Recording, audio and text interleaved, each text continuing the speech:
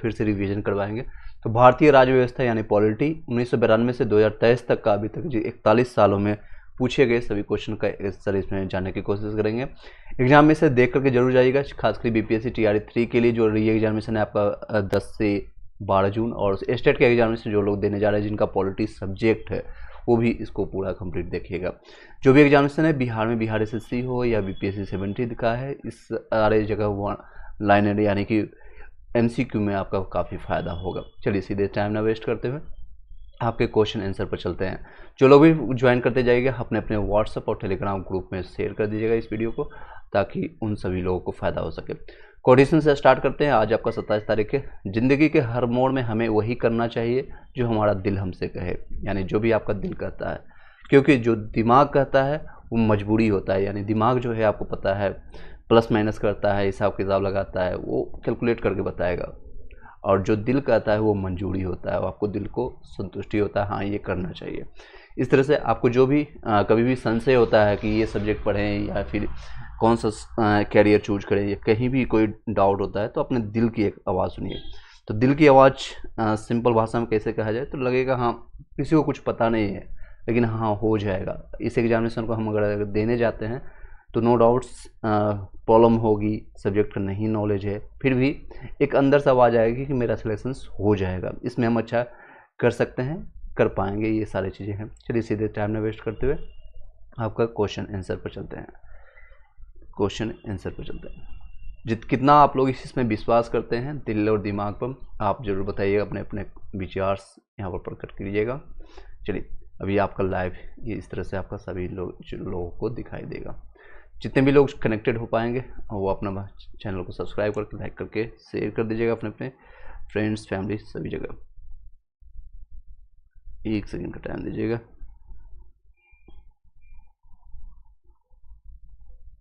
Telegram WhatsApp group में join करने के लिए जो भी लोग पीडीएफ या नोट्स की बात करते हैं, इसी वीडियो के लास्ट में आपको डिस्क्रिप्शन में टेलीग्राम और व्हाट्सएप ग्रुप का लिंक मिल जाएगा। डिफरेंट कई लगभग 8 से ज़्यादा ग्रुप आपको व्हाट्सएप में मिल जाएगा। टेलीग्राम में लगभग 450 लगभग 500 के आसपास वहाँ पर आपको मिल जाएगा कैंडिडेट जो एक दूसरे का आपको हेल्प करते हैं, वहाँ पर आपको दिखेंगे।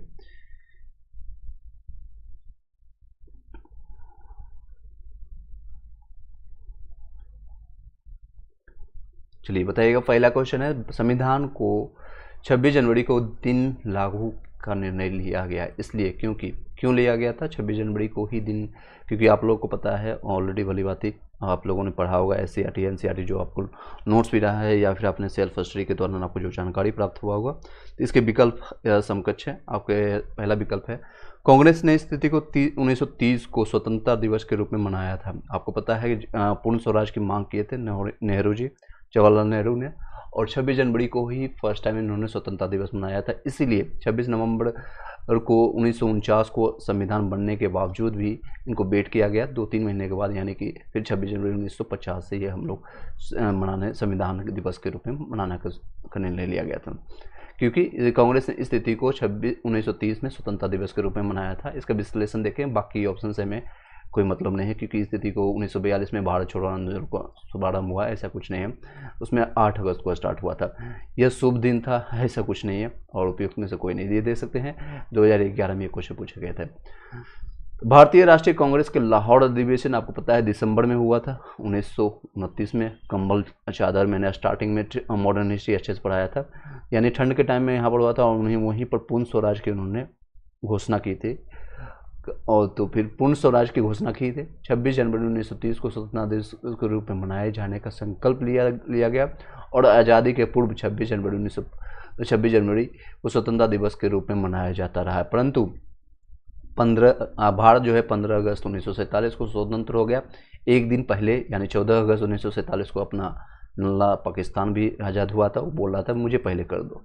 तब से प्रत्येक वर्ष 15 अगस्त को स्वाधीनता दिवस के रूप में मनाया जाने लगा, जबकि स्वतंत्रता दिवस प्राप्ति के पश्चात 26 जनवरी को तिथि को अविश्वसनीय बनाने हेतु, यानी कि इसको याद रखने के लिए हेतु भारतीय संविधान को पूर्णतः 26 जनवरी 1950 को लागू किया गया, और तब से प्रत्येक 26 जनवरी को गणतंत्र दिवस के रूप में मनाया जाने लगा।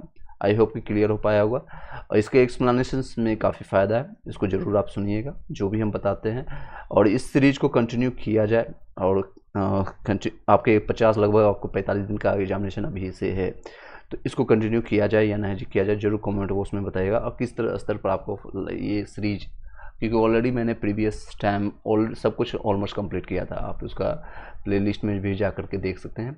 आपको दिखाने की कोशिश करते हैं, ये देख सकते हैं प्लेलिस्ट मैंने आपको बनाया था, यहाँ पर घटना चक्र पूरा कंप्लीट किया गया, लगभग 37-38 वीडियोज यहाँ पर बनी थी और ये पूरा कंप्लीट किया गया था। चलिए क्वेश्चन पर, दूसरे क्वेश्चन पर चलते हैं। भारतीय संविधान में शामिल है, क्या शामिल है? पहला ऑप्शन से 395 अनुच्छेद है, 22 भाग है, 12 सूचियाँ हैं, 371 है या 372 है, 381, तो सही है आपका पहला ऑप्शन 395 अनुसूचियाँ हैं, आर्टिकल है, अनुच्छेद है। और दूसरा है आपका 22 इसमें भाग हैं, और इसके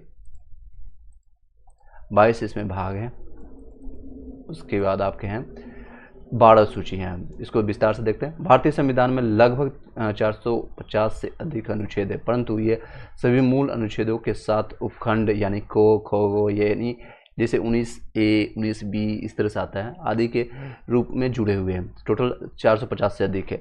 संविधान के मूल पाठ में 22 भाग हैं, 395 395 अनुच्छेद है, 8 अनुसूचियाँ हैं थी। संशोधनों के बाद कुछ नए अनुच्छेद जोड़े गए और कुछ अनुच्छेद निकाले भी गए। कई अनुसूचियाँ भी जोड़ी गई है और उनकी संख्या 8 से बढ़कर के 12 हो गई है। तो ये पहला ऑप्शन आपका सही है। अनुच्छेद 395 है, 22 भाग है और 12 सूचियाँ हैं। भारतीय संविधान में है कितने आर्टिकल, अभी सेम क्वेश्चन को रिपीट किया गया है, तो आपको सी ऑप्शन 400 अधिक अनुच्छेद है, आर्टिकल है, जो कि उपयुक्त आप देख सकते हैं से अधिक, ये 395 के आसपास में होगा। ये आपका जो है 98 में क्वेश्चन पूछा गया, तो इसके अनुसार ये आंसर दिया गया है। नेक्स्ट क्वेश्चन है आपके समकक्ष, संघीय सूची मिलान करना है। इसमें संघीय सूची किस प्रविष्टि में आता है? संघीय सूची आपका आएगा 97 प्रविष्टियों में। उसके बाद आपका आता है राज्य सूची 66 प्रविष्टियों में आएगा, और संवर्धी सूची आपका 47 प्रविष्टियों में आएगा। ये देख सकते हैं इसका एक्सप्लेनेशन, और बी ऑप्शन इसका सही जवाब है।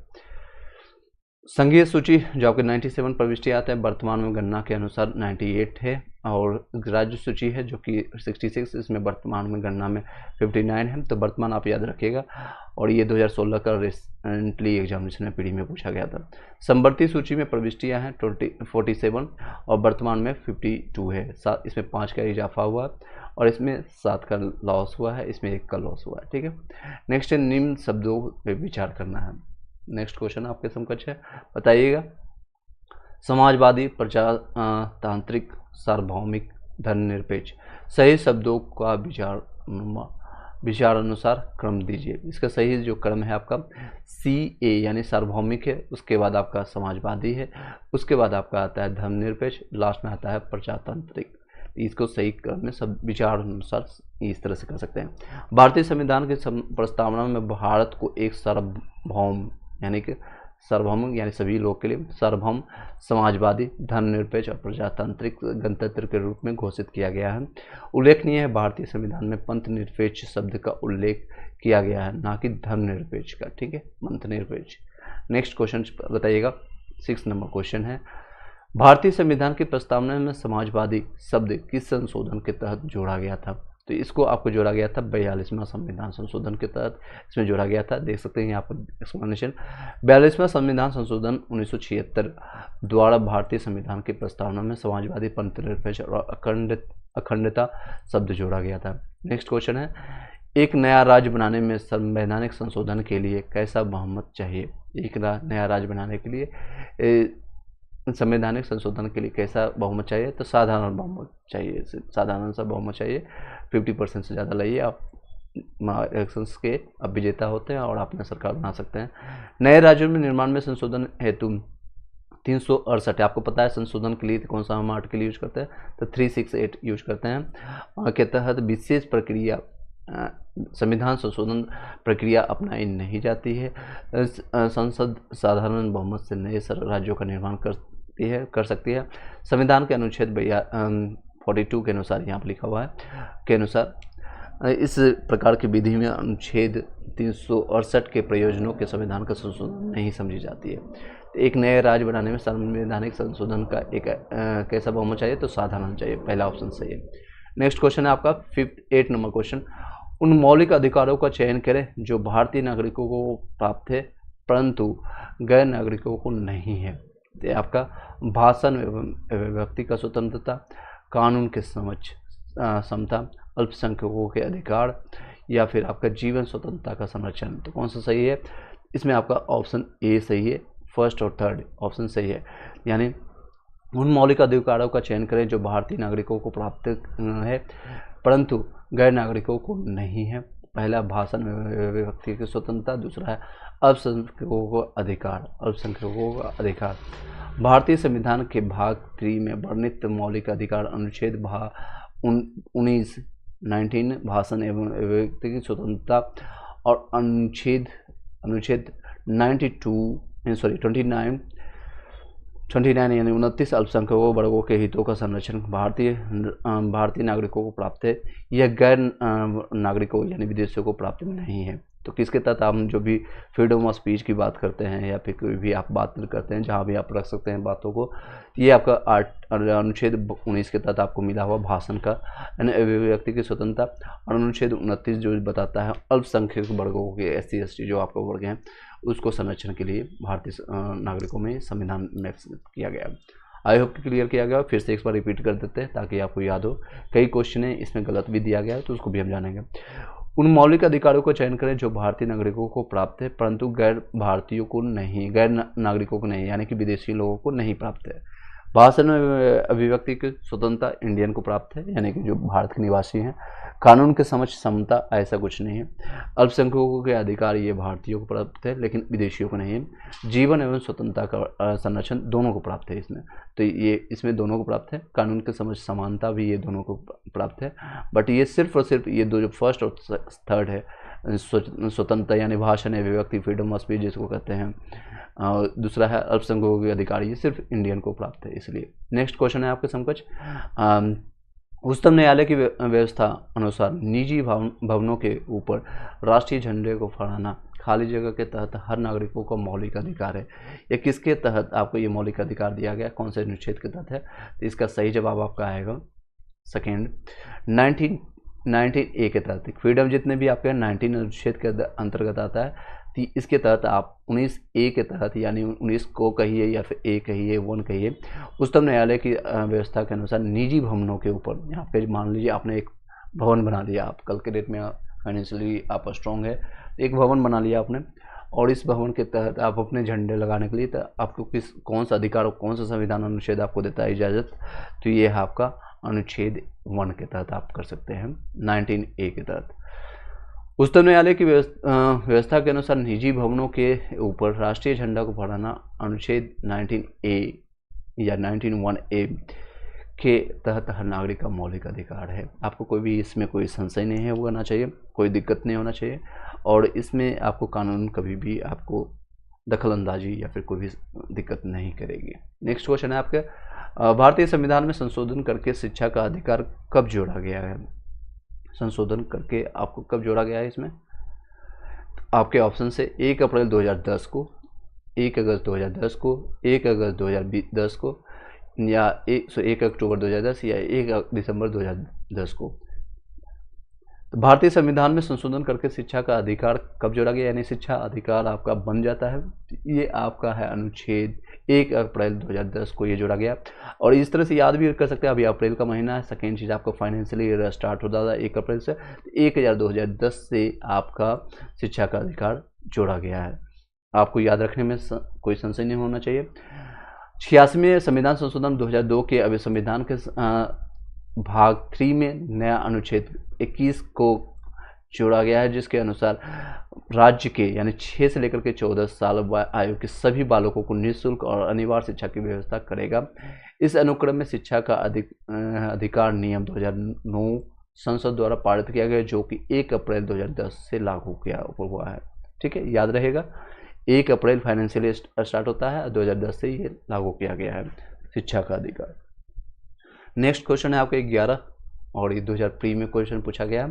इस तरह से ये क्वेश्चन हालांकि आंसर गलत है।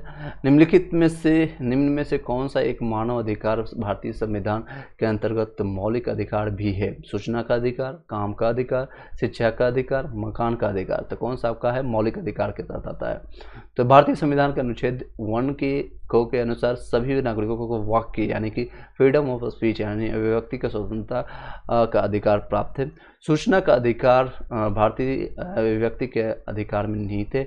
यह भी एक अतः ये मूल अधिकार है। इसके साथ ही सूचना का अधिकार भी मानवाधिकार भी है। शिक्षा का अधिकार 86वें संविधान संशोधन अधिनियम द्वारा मूल अधिकार है। इस प्रकार विकल्प ए और सी दोनों सही है। तो पहला और दूसरा दोनों सही है।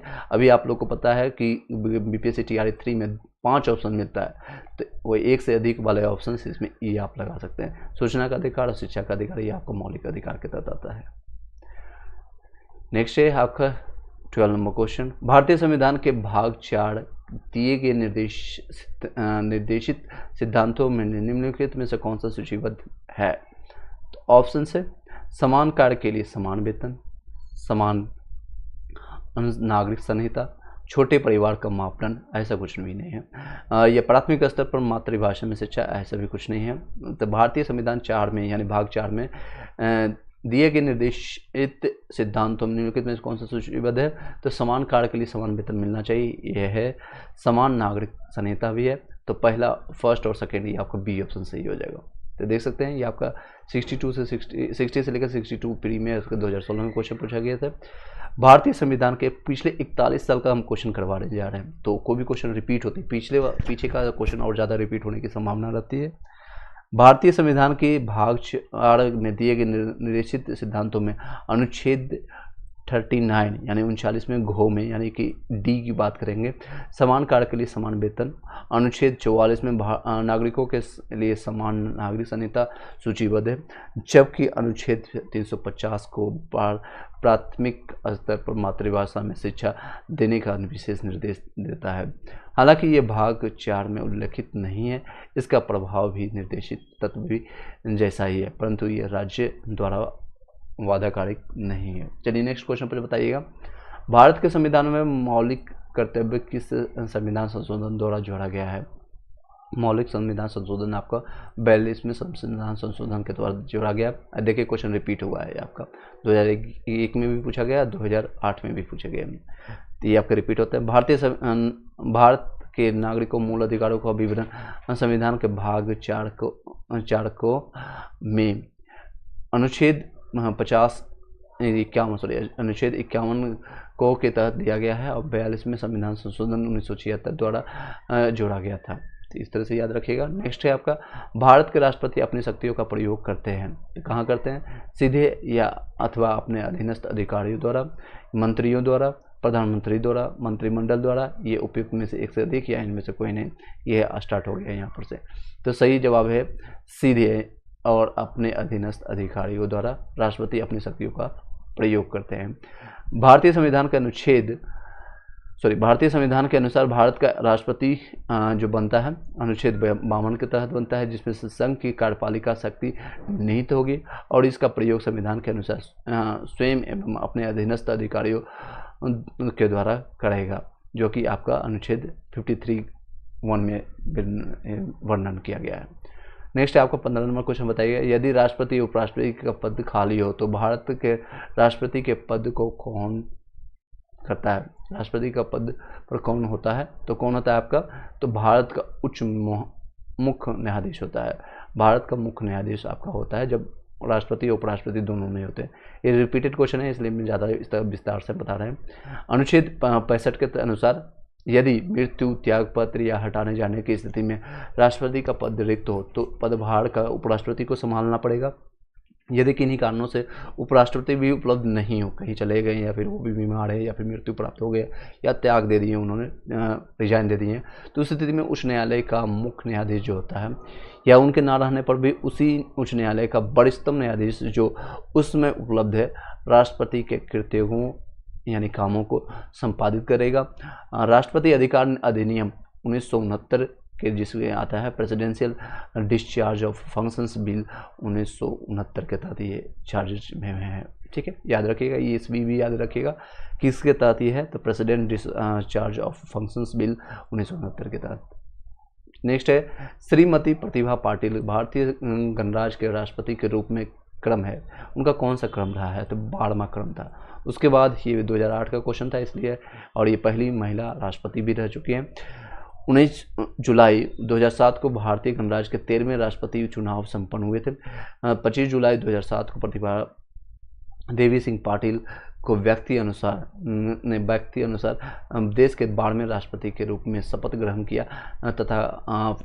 तथापि कार्यकाल अनुसार उनका क्रम 14वां था, और यानी क्रम अगर देखेंगे तो 14वां है, लेकिन व्यक्तिगत के रूप में देखेंगे तो 12वां उनका स्थान था। 25 जुलाई 2017 से 14वें राष्ट्रपति रामनाथ कोविंद हैं। ठीक है, उसके बाद अभी लेटेस्ट में कौन है आप कमेंट बॉक्स में जरूर बताइएगा। अभी राष्ट्रपति उपराष्ट्रपति कौन है, मैंने आपको लास्ट वीडियो में बताया भी था करंट अफेयर्स के क्लासेज में। एक विधेयक जो संसद में प्रस्तुत किया जाता है कौन सी क्रिया के बाद अधिनियम बन जाता है? तो कौन सी क्रिया के बाद बन जाता है? जब राष्ट्रपति अपनी सहमति दे देता है। तो कौन सी क्रिया के बाद? जब राष्ट्रपति अपनी, जो कोई भी विधेयक अगर आपने लाया, एक विधेयक जो संसद में प्रस्तुत किए जाते हैं कौन सी क्रिया के बाद अधिनियम बन जाता है? तो जब राष्ट्रपति अपनी सहमति दे देता है। संविधान अनुच्छेद 111 यानी 111 के तहत विधेयकों पर राष्ट्रपति की अनुमति से संबंधित थे। एक विधेयक जो संसद में प्रस्तुत किया जाता है वह अधिनियम भी तभी बन जाता है जब सदन के सदनों द्वारा पारित होने के बाद राष्ट्रपति उस पर हस्ताक्षर कर अपनी सहमति दे देता है। नेक्स्ट क्वेश्चन है आपके समकक्ष, बताइएगा। श्री मोहम्मद हामिद अंसारी का भारत के उपराष्ट्रपति के रूप में क्रम कौन सा था? क्रमांक बताइएगा। अभी जो लेटेस्ट हो गए करंट अफेयर्स उसको जरूर देख के जाएगा। राष्ट्रपति उपराष्ट्रपति कौन से क्रम के हैं व्यक्तिगत रूप से, और जो रैंक वाइज आपका है इनका क्रम जो भी था ये भी 12वां क्रम था। ठीक है, 12वें क्रम का। श्री मोहम्मद हामिद अंसारी भारत के उपराष्ट्रपति के रूप में व्यक्तिगत क्रमांक उनका 12वां था, जबकि उपराष्ट्रपति के रूप में उनका 13वां क्रमांक था। 11 अगस्त 2017 से वेंकैया नायडू देश के उपराष्ट्रपति हैं। अभी कौन है बता दिए? जगदीश करके नाम है उनका, जगदीश।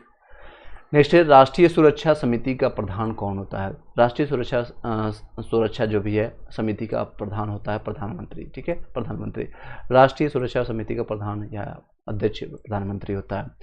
भारत सरकार का कौन सा अधिकार सदस्य ना होते हुए भी भारतीय संसद की कार्यवाही में भाग लेने का अधिकार रखता है? तो आपका है अटॉर्नी जनरल। कौन रखता है? Attorney general. फिर से बताते हैं, भारत सरकार का कौन सा अधिकारी सदस्य ना होते हुए भी भारतीय संसद की कार्यवाही में भाग लेने का अधिकार रखता है? तो अटॉर्नी जनरल है। राष्ट्रपति द्वारा नियुक्त किए गए जाने वाले महान्यायवादी जिसको कहते हैं वही योग्यता होनी चाहिए जो सर्वोच्च न्यायालय के न्यायाधीश के लिए आवश्यक है। भारत का महान्यायवादी संसद का सदस्य नहीं होता है, परंतु वह किसी भी सदनों के किसी भी संयुक्त बैठक में या सांसद की किसी भी समिति में बोल सकता है, भाग ले सकता है, किंतु अपना मत नहीं दे सकता है। मत क्यों नहीं दे सकता है? अनुच्छेद आपका 88 में वर्णन है इसका। 88 में महान्यायवादी जो है अटॉर्नी जनरल राष्ट्रपति के प्रसाद पर्यंत है, यानी जब तक उनको कार्य चलता रहेगा राष्ट्रपति का तब तक के महान्यायवादी अटॉर्नी जनरल का भी चलेगा। अपना पद धारण करता है। अनुच्छेद 76 4 में ये वर्णन है। अतः राष्ट्रपति को उसे पदच्युत करने का अधिकार है। चलिए नेक्स्ट क्वेश्चन बताइएगा। 21 नंबर आपके समकक्ष है। एक गैर सदस्य के रूप में संसद के किसी भी सदन के कार्यवाही में भाग ले सकता है। ये सेम चीज़ें क्वेश्चन है, सेम पूछा गया है। तो महान्यायवादी अटॉर्नी जनरल कहिए या महान्यायवादी कहिए। ठीक है, नेक्स्ट है एक एमपी की सीट रिक्त घोषित किया जा सकता है यदि वह सदन से लगातार कितनी अवधि तक अनुपस्थित रहता है? तो ये 2 महीने तक ये लगातार वो अनुपस्थित रहता है, कोई भी प्रेजेंटेशन नहीं देता है, जिससे बच्चों को अनुपस्थिति बनाना जरूरी होता है। प्रेजेंटेशन अभी आप लोगों ने सुना होगा 75% अटेंडेंस है तो अभी आप एग्जामिनेशन में बैठ सकते हैं। तो उसी तरह से एक एमपी यानी मेंबर ऑफ पार्लियामेंट लोकसभा के जैसे अभी चुनाव हो भी रही है और 2 चरण के चुनाव हो चुकी है, तो उसमें 2 महीने के अगर आप अवधि में लगातार एब्सेंट रहते हैं तो उसको बाहर कर दिया जाता है। भारतीय संविधान के अनुच्छेद 101(4) को के तहत संसद और अनुच्छेद 190 के तहत राज्य विधानमंडल के किसी भी सदस्य की सदस्यता तब समाप्त समझी जाती है जब वह 60 दिनों की अवधि तक सदन की अनुज्ञा उनके बिना यानी कोई भी अनुज्ञा उनको अनुमिना नहीं है। आप ऑप्शनलिटी का जैसे होता है कि लीव लेके जा रहा है, बिना अनुज्ञा बिना बताए, नो कॉल नो रिस्पॉन्स के रूप में आप देख सकते हैं। सभी अनुदेशों से अनुपस्थित रहता है, परंतु इस अवधि में सदन के 17वां वाचन एवं निरंतर 4 से अधिक दिनों के लिए स्थगित समय नहीं जोड़ा जाएगा। चलिए इसको देख सकते हैं, यानी वर्किंग आवर्स देख कर सकते हैं, वो जोड़ा जाता है। राज्यसभा में होते हैं कितने सदस्य होते हैं, क्या है उसमें सदस्य के ये सारे हैं।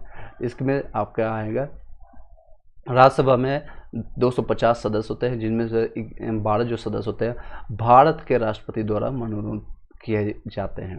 टोटल 250 सदस्य होते हैं और 12 सदस्य जो है आपको मनोनीत किए जाते हैं। इसकी व्याख्या देखें, संविधान के अनुच्छेद 80(1) को ख में कहा गया है कि राज्यों के संघ राज्य क्षेत्रों के 238 से अधिक प्रतिनिधित्व राष्ट्रपति के द्वारा नाम निर्देशित किए जाने वाले 12 सदस्यों से मिलकर करके राज्य बनेगी। आगे नेक्स्ट क्वेश्चन बताइएगा। हमारे संविधान के अनुसार राज्यसभा का कार्यकाल क्या है? 2 वर्ष में 1 बार समाप्त हो सकता है, या प्रत्येक 5 वर्ष में समाप्त हो सकता है, प्रत्येक 6 वर्षों में समाप्त हो सकता है। समाप्त होने का विषय नहीं है। तो हमारे संविधान के अनुसार राज्य का सभाकाल जो होता है वो कभी भी समाप्त नहीं होने का विषय है।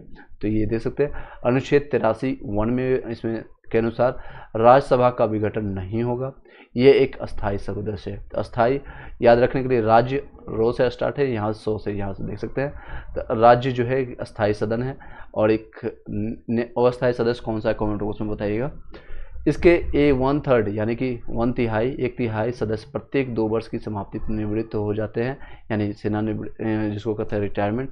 इस प्रकार के राज्य सभा का सदस्यों का कार्यकाल 6 वर्ष का होता है, हर एक 2 साल में। नेक्स्ट क्वेश्चन आप समझ गए होंगे। नेक्स्ट क्वेश्चन बताइएगा 25 नंबर है, किस सभा का अध्यक्ष उसका सदस्य नहीं होता है? तो राज्यसभा का उसका सदस्य नहीं होता है। राज्यसभा का पदेन सभापति उपराष्ट्रपति होता है, और वह राज्यसभा का सदस्य नहीं होता है, परंतु उसका निर्वाचन संसद के दोनों सदनों के सदस्यों द्वारा होता है। अनुच्छेद 79 यानी 89(1) के एनम 64 के अनुसार वह राज्यसभा का पदेन सभापति होता है। नेक्स्ट क्वेश्चन बताइएगा आप लोग, राज्यसभा का पदेन अध्यक्ष कौन होता है? अभी जैसा कि मैंने बताया वो पदेन अध्यक्ष उपराष्ट्रपति होते हैं। व्याख्या इसको आप पढ़ लीजिएगा। निम्नलिखित कथनों में से कौन सा सही नहीं है? तो हम 4 ऑप्शंस पढ़ना पड़ेगा इसमें। तो ये पहला ऑप्शन है, धन संपत्ति के मामले में राज्यसभा शक्तिहीन है। क्या ये सही है? बिल्कुल ही, धन संपत्ति के मामलों में राज्यसभा शक्तिहीन है, ये भी सही है। धन विधेयक की शुरुआत राज्यसभा में होती है, ये भी सही है। नेक्स्ट क्वेश्चन ये नहीं है, आपका धन विधेयक की जो सभा है ये राज्यसभा में नहीं होती, ये गलत है। बाकी हम देखते हैं, लोकसभा द्वारा पारित किए जाने वाले राज्यसभा को 14 दिनों के भीतर विधेयकों को पारित करना होता है, ये सही है। राज्यसभा के किसी भी धन विधेयक को पारित कर सकती है, अथवा एक कतिपय सिफारिशों के साथ उसे लोकसभा को लौटा सकती है। तो इसमें हम जो गलत है, धन विधेयक को शुरुआत राज्यसभा में होती है, ये गलत है। इसको देख सकते हैं अनुच्छेद 109(1) के अनुसार धन विधेयक राज्यसभा में पुनः स्थापित नहीं किया जाएगा। साथ ही अनुच्छेद 109(2) में कहा गया है कि राज्यसभा को धन विधेयक 14 दिनों की अवधि में पारित करना होगा। साथ ही राज्यसभा सिफारिशों के सहित विधेयक लोकसभा को 14 दिनों में वापस करेगी। इससे ज्ञात होता है कि राज्यसभा धन संबंधी मामलों में शक्तिहीन है। ठीक है, आपको समझ गए होंगे। नेक्स्ट क्वेश्चन बताइएगा, 28 नंबर क्वेश्चन है, धन विधेयक। इससे देखिए, आप जितने भी लोग क्लासेज कर रहे हैं, सबसे बेस्ट होता है आपको कोई भी एक आईना होता है आंकड़ा करने के लिए, प्रीवियस ईयर क्वेश्चन पेपर। तो जो हम लोग आपको करा रहे हैं सीरीज, ये पूर्वालोकन बीपीएससी का घटना चक्र का, ये जरूर आप पूरा देखिएगा। ऑलरेडी मैंने कंप्लीट एक बार करा दिया है, लेकिन अब रिवीजन पर्पज से इसको जरूर आप ज्वाइन कीजिएगा। पर डे कोशिश करेंगे 1 घंटे 2 घंटे हम इसमें ला करके दें, ताकि आपको फ़ायदा हो सके। और चलिए आप अपना विचार जरूर प्रकट कीजिएगा कि इस तरह का सीरीज हम कंटिन्यू करें या फिर आपको वीकली के बेसिस पे दे या मंथली बेसिस पर दे। आप जरूर अपना विचार प्रकट कीजिएगा, उसी के अनुसार आगे का क्लासेज होगा। धन विधेयक पेश किया जा सकता है, कब किया जाता है? केवल लोकसभा में, केवल अभी राज्यसभा में मैंने मना ही किया था ऊपर में, तो केवल लोकसभा में इसमें धन विधेयक प्रस्तुत पेश किया जा सकता है। धन विधेयक जो है लोकसभा में पेश किया जा सकता है। ये 2017 का क्वेश्चन है। नेक्स्ट क्वेश्चन आपका 29, लेखानुदान बना है। लेखानुदान कैसे बना है आपका? तो बजट के लिए बना है, ठीक है, बजट के लिए बना है आपका। बाकी कैग की रिपोर्ट को पर मतदान के लिए नहीं, अप्रत्याशित व्यय को पूरा करने के लिए ये भी नहीं, बजट पारित लंबित होने के कारण निधि आवंटन है तो ये भी नहीं आपका किया गया। तो इसको अच्छे विस्तार से जानते हैं व्याख्या के साथ। ये इस तरह से विनिमय विधेयक के पारित होने के बाद ही इस समय कित कोष से कोई रकम निकाली जा सकती है, किंतु सरकार के वित्तीय वर्ष के अंत में बदलाव आए और नई सरकार विनिमय विधेयक तुरंत नहीं लाए या किसी अन्य कारण से विनियोग विधेयक के पारित होने के पहले ही रुपयों की आवश्यकता हो तो अनुच्छेद 116 को के तहत लोकसभा लेखानुदान पारित कर सरकार के लिए एक अग्रिम राशि मंजूर कर सकती है। अनुच्छेद 116 में यह व्यवस्था है कि यदि आकस्मिक परिस्थितियों में सरकार को बहुत अधिक धन की आवश्यकता है तो जैसे युद्ध के समय में, तो संसद सकल राशि की स्वीकृति दे सकते हैं। इसे अनुदान कहते हैं, यानी कि इसे बोट ऑफ क्रेडिट कहते हैं, ठीक है। इसको आप दोबारा पढ़ लीजिएगा। नेक्स्ट क्वेश्चन आप चलते हैं 30 नंबर क्वेश्चन। लोक लेखा समिति अपनी रिपोर्ट प्रस्तुत करती है, किसको करती है? तो लोकसभा के स्पीकर को प्रस्तुत करती है। लोक लेखा समिति यानी पब्लिक अकाउंट कमेटी को द्वारा अपनी रिपोर्ट से लोकसभा के स्पीकर को प्रस्तुत की जाती है। लोक लेखा समिति लोक व्ययों का नियंत्रण रखने वाली एक संसदीय समिति है।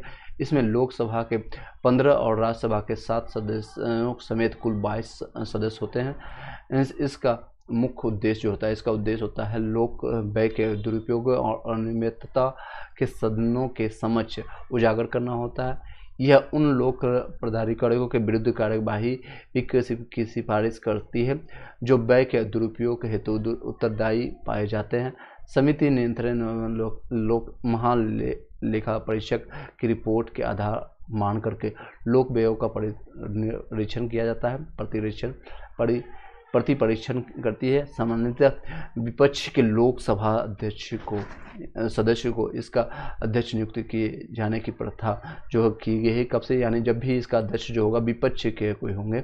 1967 से 68 से लोक लेखा समिति के अध्यक्ष नियुक्त लोक सभा के अध्यक्ष के द्वारा की जाती है। नेक्स्ट क्वेश्चन पर बताइएगा, निम्नलिखित कथनों में से कौन सा एक सही नहीं है? तो आपका कौन सा सही नहीं है? सर्वोच्च न्यायालय का गठन 1950 में हुआ था, सही है।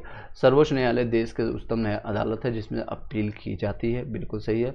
सर्वोच्च न्यायालय कोर्ट मार्शल को छोड़ अन्य किसी भी उच्च न्यायालय अदालतों की सुनवाई कर सकता है, ये गलत है, बाकी सभी कर सकता है। सर्वोच्च न्यायालय कोर्ट मार्शल के साथ अन्य किसी भी उच्च न्यायालय अदालतों की सुनवाई कर सकता है।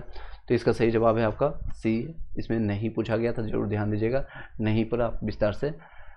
सशस्त्र सेना न्यायाधिकरण अधिनियम 2007 के प्रावधान के अनुसार कोर्ट मार्शल के अपील के सर्वोच्च न्यायालय में की जा सकती है। नेक्स्ट क्वेश्चन आप बताइएगा, राज्य सरकार का कार्यकारी अध्यक्ष संवैधानिक प्रमुख कौन होता है? तो आपका राज्य सरकार का जो संवैधानिक प्रमुख होता है राज्यपाल होता है, ठीक है, राज्यपाल। संविधान अनुच्छेद में वर्णन किया गया है 154 के अनुसार राज्य की कार्यपालिका शक्ति राज्यपाल में निहित होगी।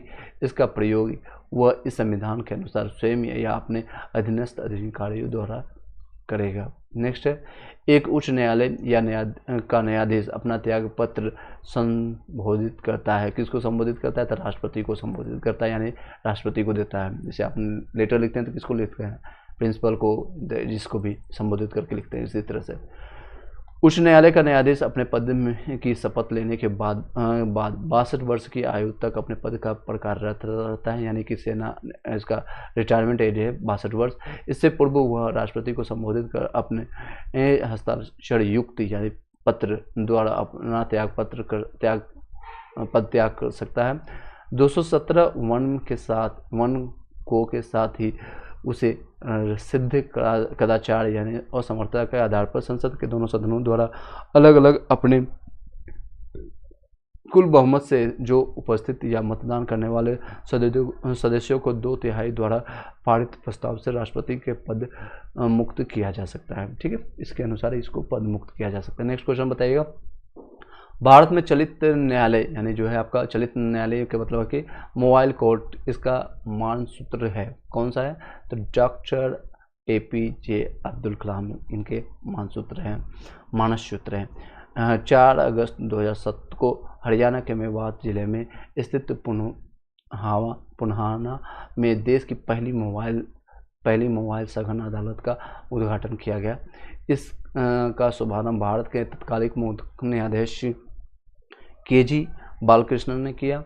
इसका मुख्य उद्देश्य जो है सुदूर एवं पिछड़े इलाकों तक न्यायिक व्यवस्था का लाभ पहुंचाना। इस प्रकार के न्यायालयों को परिकल्पना सर्वप्रथम भूतपूर्व राष्ट्रपति डॉक्टर APJ अब्दुल कलाम ने की थी। तो बहुत अच्छी बात है, अब अपना विचार प्रकट कीजिएगा। नेक्स्ट क्वेश्चन है आपका 35 नंबर क्वेश्चन, किस अनुच्छेद के अनुसार भारत के राष्ट्रपति द्वारा राष्ट्रीय आपातकाल की घोषणा की जा सकती है? तो यह आपका राष्ट्रीय आपातकाल की जो घोषणा की जाती है अनुच्छेद 352 के तहत किया जाता है। 370 आप लोगों को पता है जम्मू कश्मीर से संबंधित है, और 360 356 ये जरूर बताइएगा कमेंट बॉक्स में क्या है। अनुच्छेद 352 यदि राष्ट्रपति को इस बात का समाधान हो जाए कि गंभीर आपात स्थिति विद्यमान है या होने के निकट है जिससे युद्ध, भ्रम, आक्रमण या सशस्त्र विद्रोह से भारत या उसके किसी भी भाग में संकट पैदा हो सकता है, तो अनुच्छेद का प्रयोग राष्ट्रपति कर सकता है तथा वह मूल संविधान के अनुच्छेद 352 के आंतरिक अशांति के स्थान पर 44वें संशोधन 1978 में सशस्त्र विद्रोह पर प्रतिस्थापित किया गया। अनुच्छेद 355 संघ का यह कर्तव्य है कि भ्रम यानी बाह्य आक्रमण या आंतरिक अशांति से प्रत्येक राज्य की रक्षा करते। अनुच्छेद 356 यदि राष्ट्रपति किसी भी राज्य के राज्यपाल के प्रतिवेदन मिलने पर या अन्यथा यह समाधान हो सकता है कि ऐसी स्थिति में उत्पन्न हो सकती है जिससे वह राज्य का शासन इस संविधान के उपबंधों के अनुसार नहीं चलाया जा सकता है, तो राष्ट्रपति इस अनुच्छेद का प्रयोग कर उस राज्य में राष्ट्रपति शासन लगा सकता है। तो 356 राष्ट्रपति शासन के लिए है। 360 यदि राष्ट्रपति को यह समाधान हो जाए कि ऐसी स्थिति पैदा हो गई है जिससे भारत या उसके किसी भी भाग का वित्तीय यानी कि फाइनेंशियल इशू अस्थायी संकट में है, तो वह वित्तीय आपात की घोषणा कर सकता है। तो 360 आपका वित्तीय है और उसके बाद यानी फाइनेंशियली है। 352 आपका भारत के राष्ट्रपति द्वारा राष्ट्रीय आपातकाल की घोषणा की जा सकती है। तो इस तरह से आप बताइएगा कितनी बार ये कौन सा लागू किया गया है भारत में। चलिए आज यहीं पर रखते हैं, कल के डेट में 36 से आगे कंटिन्यू करेंगे और टोटल वीडियो इसमें देख सकते हैं आपका पॉलिटी का टोटल कितने क्वेश्चन है। जो भी PDF है SCERT या NCERT का लेना चाहेंगे दिए गए नंबर पर आप कॉन्टैक्ट करके आप उसको प्राप्त कर सकते हैं। उसका आप लाभ उठाइए, कम समय में ज़्यादा से ज़्यादा पढ़ने की कोशिश कीजिए, रिवीजन कीजिए, प्रीवियस ईयर क्वेश्चन पेपर लगाइए और प्रैक्टिस सेट लगाइए। कोई भी एक बेहतरीन प्रैक्टिस सेट आप लीजिए। जैसा कि मैंने लास्ट वीडियो में भी चर्चा किया, उस वीडियो को जाकर जरूर देखिएगा। लास्ट 45 दिन में क्या करना है, लास्ट 50 डेज में आपको क्या करना चाहिए ताकि आपका PDF में नाम आ सके। तो देख सकते हैं टोटल आपका क्वेश्चन है 201 क्वेश्चन है। तो ये सारे क्वेश्चन हम करेंगे। आज 35 क्वेश्चन किए हैं, फिर उसके बाद आपका भूगोल स्टार्ट हो जाएगा, ज्योग्राफी, फिर बाहर आप कई लोग का क्वेश्चन था, इस तरह स्टार्ट कर दीजिएगा। आपका बिहार GK, बिहार से संबंधित जितने भी क्वेश्चन आए हैं उसको स्टार्ट कर देंगे। Thank you so much. इस वीडियो को यहीं पर वाइंड अप करते हैं। Have a nice day.